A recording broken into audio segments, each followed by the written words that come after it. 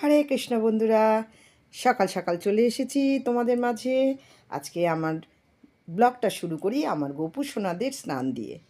তো আমি গোপু সোনাদের স্নানের জন্য 1 ঘটি জল নিয়ে নিয়েছি। জলের মধ্যে গোলাপ জল দিয়ে দিচ্ছি, অগরু দিয়ে দিচ্ছি, চন্দনের জল দিয়ে দেব, আর দিয়ে দেব একটা তুলসী পাতা। তো এই দিয়ে আমার গোপু সোনাদের স্নানের জল রেডি হয়ে গেছে। এবার আমি গোপু সোনাদেরকে স্নান করাবো। তো আমার একজন গোপু সোনাকে আমি বসিয়ে দিয়েছি। তো পরপর সমস্ত গোপু সোনাদের নেব আর স্নান করাবো। তো মহা আনন্দে আমার গোপু সোনারা স্নান করছে। এবার এই গোপু সোনাটাকে আমি তুলে নিয়েছি, আবার আর একজনকে নিয়েছি, তাকেও স্নান করাচ্ছি। মনের আনন্দে স্নান করছে আমার গোপু সোনারা। একেও তুলে নেব। এটা আমার 2 নাম্বার।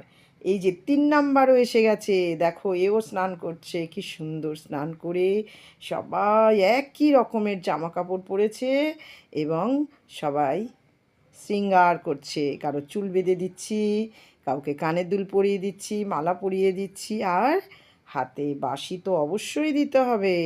মাথার মুকুটগুলোও পরিয়ে দিচ্ছি, বাঁশি না দিলে তো হবে না। তো ভগবান বাঁশি দিয়েই তো সমস্ত জগৎ সংসারকে বেঁধেছেন। আর আমার বড় গোপু সোনাকে দেখো, সেও রেডি হয়ে গেছে। তো ওদের স্নানের পরে আমি আমার মঙ্গল আরতি করব। তো সেই জন্য সব কিছু গুছিয়ে নিয়েছি ধূপ, পঞ্চপ্রদীপ, জলশঙ্খ, তারপরে রুমাল, ফুল, আর হচ্ছে চামর আর ময়ূরের পাখা। আর 3ভাবে আরতি করতে হবে, এটা নৃসিংহদেবের জন্য রেডি করে নিয়েছি, আর তুলসী মহারানীর জন্য রেডি করে সমস্ত আরতি সেরে আমি রান্নাঘরে চলে এসেছি বাল্যভোগ দিয়ে গোপালকে। তো এবার আমি বসে পড়ব সবজি বানানোর জন্য। তো আমি যে সবজিটা বানাবো তোমরা দেখো, বাঁধাকপি। অনেক দিন ধরে এই বাঁধাকপিটা রয়ে গেছে, কিছুতেই করছিলাম না, তো আজকেই করে ফেলছি। তো আমি আজকে রান্নার কথা তোমরা দেখতে থাকো, আর আমি তোমাদেরকে আমার জয়েন্ট ফ্যামিলির গল্প বলবো। খুব মজায় দিন কাটতো। বাবারা ছিলেন 8 ভাই এবং 2 বোন। আর জেঠিমারা কী করতেন, সবাই একসাথে রান্না বান্না করতেন, আর আমরা সব ভাই বোনেরা লম্বা বারান্দায় বসে খাওয়া দাওয়া করতাম। জেঠুরা সব একসাথে খাওয়া দাওয়া করতো। কত লোকজন আসতো, এখন তো নেই, ভেঙে টুকরো টুকরো হয়ে গেছে সব। সবাই যে যার মতো অন্য অন্য জায়গায় চলে গেছি, কিন্তু সম্পর্ক কিন্তু এখনও আছে দিদিদের সাথে, ভাই বোনেদের সাথে।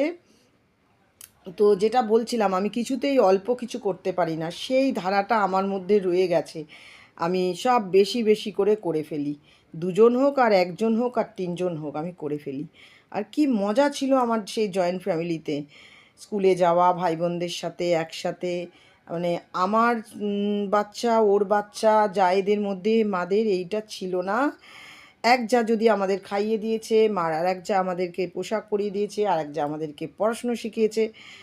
তো খুব মজা করে আমাদের ছেলেবেলার দিনগুলো কেটেছে, যেটা এখন একদমই দেখা যায় না। এখন সব ছোট ছোট ফ্যামিলি, সেই জন্যে তাদের মধ্যে এইগুলো জিনিসগুলো দেখা যায় না। তো আমি সব রান্নাগুলো সেরে নিচ্ছি আর তোমাদের সাথে গল্প করছি। পরে আমি দেখাচ্ছি কী কী ভগবানের জন্য ভোগ হলো। তো যেটা বলছিলাম যে একসঙ্গে থাকার মজাটাই আলাদা। একসঙ্গে থাকলে সুখও আছে, শান্তিও আছে, বিপদে আপদে সব এক জায়গায় থাকাটা, সাহায্যও পাওয়া যায় অনেক। তো রান্নাগুলো হয়ে গেছে, ভগবানের ভোগ সব আমি তোমাদের দেখিয়ে দিচ্ছি, সব রেডি করে নিয়েছি। এবার ভগবানের ভোগের থালাটা সাজিয়ে নিয়ে ভগবানকে ভোগ নিবেদন করে দিয়েছি। ভগবানের ভোগের থালা আজকে কী কী ছিল দেখো, অন্ন ছিল, আর ছিল নিম পাতা ভেজে আলু ভাতে দিয়ে মাখা, ছিল বাঁধাকপির তরকারি, ছিল চিলি সয়াবিন, আর ছিল শসা আর জল।